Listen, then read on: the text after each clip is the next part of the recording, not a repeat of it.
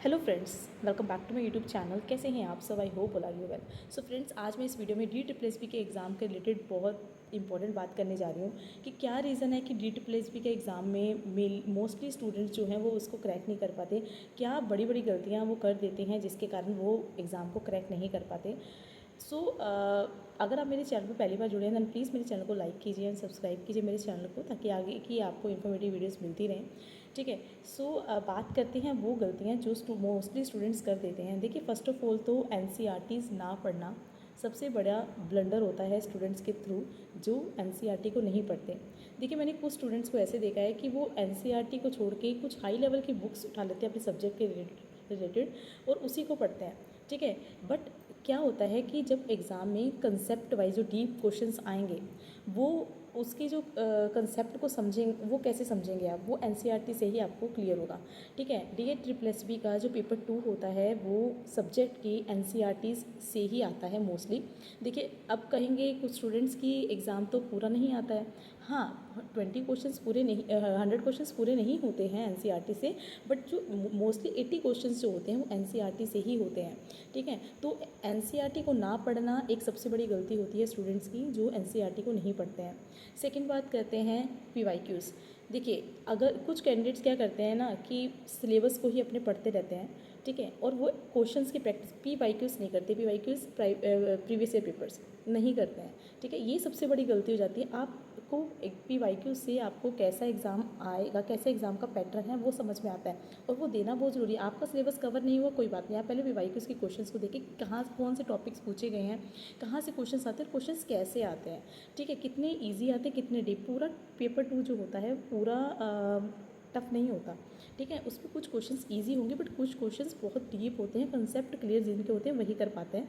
तो PYQ से ही आपको समझ में आएगा एग्ज़ाम का पैटर्न कैसे और कितने डीप क्वेश्चंस आ रहे हैं और कौन सा टॉपिक आ रहा है। और देखिए, जैसे कोई भी एक टॉपिक है, अगर उसमें से क्वेश्चन आ रहे हैं, लाइक अगर आप ग्रीन रेवोल्यूशन का कोई टॉपिक ले लीजिए, उसमें से क्वेश्चन आए, ज़रूरी नहीं वही क्वेश्चन आएगा बट उस टॉपिक से क्वेश्चन ज़रूर आ सकते हैं।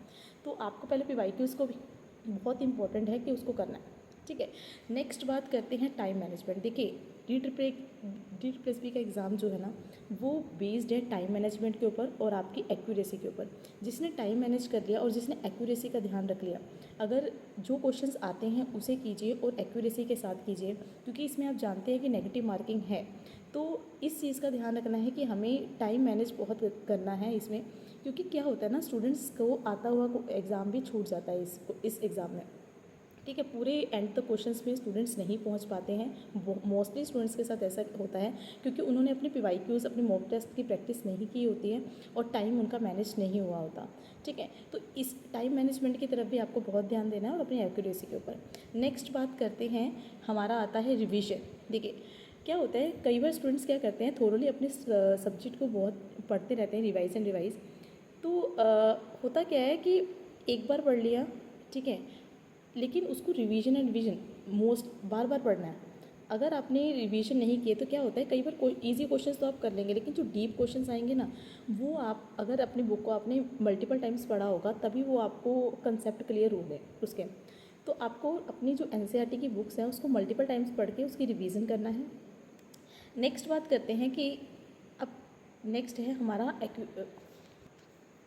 हमारा पेडागोजी। देखिए, क्या होता है कि पेपर 2 में 10 मार्क्स जो TGT में है 10 मार्क्स पेडागोजी से आते हैं जो बहुत ही ईजी होते हैं। लेकिन कई स्टूडेंट्स क्या करते हैं, वो पेडागोजी की रिवीजन ही नहीं एक बार करके जाते हैं। हम जानते हैं सीटेट में हमें पेडागोजी हमारी अच्छे से स्ट्रॉन्ग हो गई होती है, लेकिन क्या होता है ना कि एक बार उसके दोबारा से कर लेने से क्या होता है कि वो एक दो क्वेश्चंस भी जो हमारे होते हैं गलत, वो नहीं होते।